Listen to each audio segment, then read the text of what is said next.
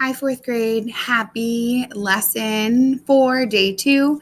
Mrs. Bilger is going to walk through the pages with you. So at this point, you are in this workbook, in your numbers or your glossy workbook to do your whole group lesson with me.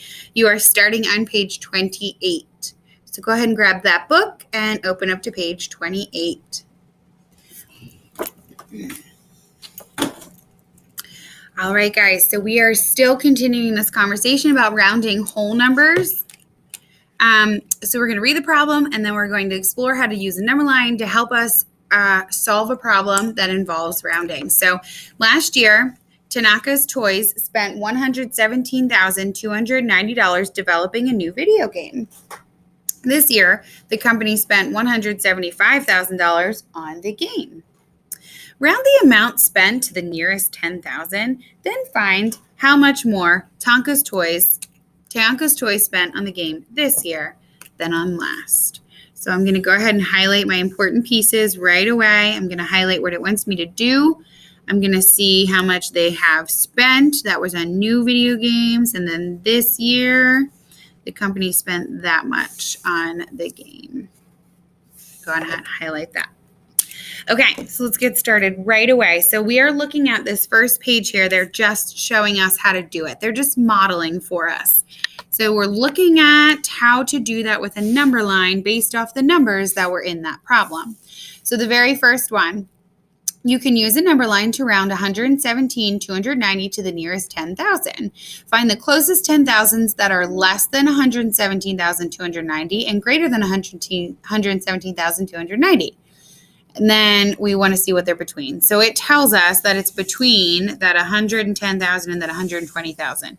So those are the two numbers that go on our beginning and the end of our number line. We're going to find our numbers in between that will help us solve this problem. Notice that they also put the midway point. The midway point will really be helpful for you to know if you need to round down or round up based upon where the number you're rounding falls on the number line. So as you can see, when they marked it, they marked our 117,290 in between the midway point and 120,000. Well, since it's on this side of the number line, it is rounded to 120,000. So that's just one way you can model it. Let's look at the second way. So you can use a number line to round 175,000 to the nearest 10,000, looking at the second number in our problem. So we're finding, again, the closest 10,000 that's less than 175,000 and greater than 175,000 and what it falls between. Well, you can see in red that $175,000 is actually the midway point between 170,000 and 180,000. And they tell you that it is exactly halfway between those two. So we have to follow the rule of that midway point. If it's that midway, we round up. So it says that 175,000 is rounded to the nearest 10,000 of 180,000.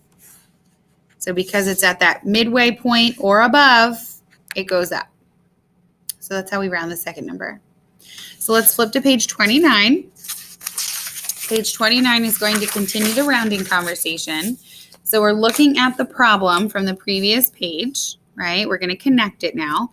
So now you will solve the problem from the toy problem. So why do you round 117,290 up to 120,000? Well, 117,290 was closer to 120,000 than it was to 110. So 117,290 was closer to 120,000 than to 110,000. That's your first one, or your second problem, I should say. So why do you round 175,000 up to 180,000? Well, because it's exactly halfway, we round up. So 175,000 is halfway. So we follow the rule and we round up.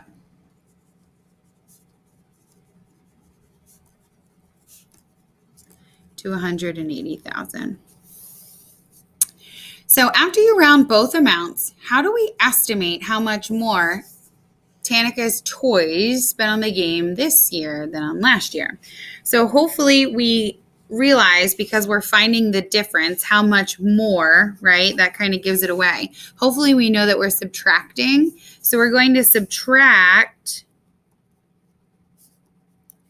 the 120,000 from the 180,000. And notice I've used my rounding numbers. I didn't use the exact numbers because it says after you round both numbers, how do you estimate? So we're just estimating. Remember, rounding is estimating. So how much more did Tanika's toys spend this year than last year? So we're subtracting 180,000 from 120,000. So that's 18 minus 12, essentially. You could also do the work if you wanted to. And if you do the work, you should hopefully come up with the answer of about $60,000 more. They spent about $60,000 more. Okay, so that was that problem. That dealt with the toys. Now we're going to look at something a little different. So they want you to write any 5-digit number. Any 5-digit number. It doesn't matter. As long as it has 5 digits, it doesn't matter what the number is. Any 5-digit number. Okay? So Mrs. Bilger is going to be really creative, and she's going to write the number 1, 2, 3, 4, 5, and put my comma in between my 2 and my 3 to make 12,345. So explain how to round a 5-digit number to the nearest 10,000. Well, I'm going to circle my 10,000's place value. My 10,000's place value digit is 1. So I want to look at my number next to it, which is a 2. Well, because my 2 is closer to on my number line, right? If I'm thinking about that midway point, my 2 is on the bottom side or the lower side of the 5, as opposed to it being on the second part of the number line. So the halfway point, if I'm comparing the two, right? So 12,345 falls between 12,000 and 13,000. Okay, awesome. The midway point, or the halfway point, is 12,500. Okay, and I know that 12,345 is less than that midway point, that 12,500. So 12,345 is rounded to the 12,000. So that's one way you can do it. There's multiple different ways you could write about it. Okay, let's do the try this.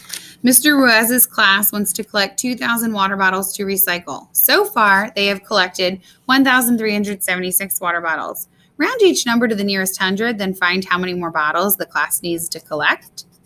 Okay, so Mrs. Bilger is just going to use this white space down here to help you. So we're going to round the number 2,000 to 2,000. We're just going to keep it there, right? It's already kind of rounded to us. That's the number that they want to collect. But if we round it to the nearest 100, it's a 0 and a 0, so it keeps it a 0 anyway. So we've got 2,000 for our 1 number.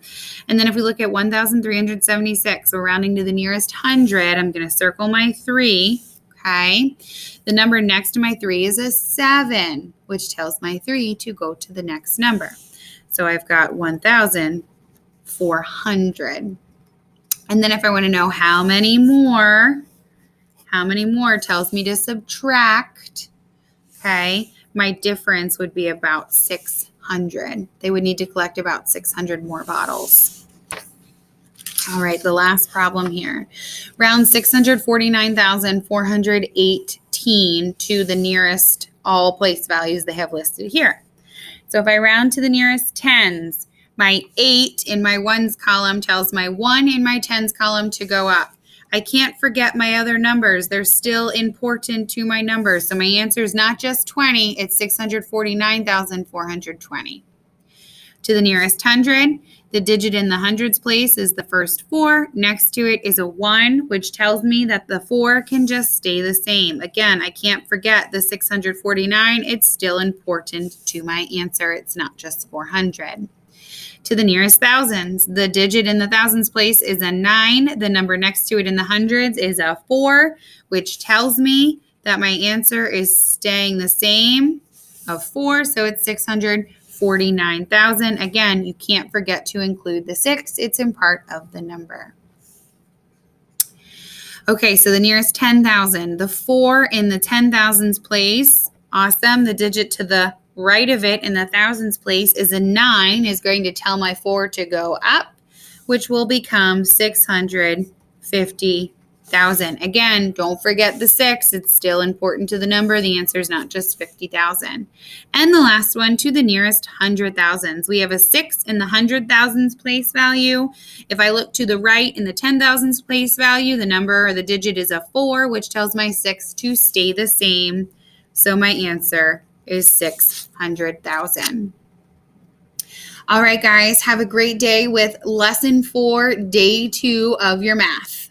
Bye.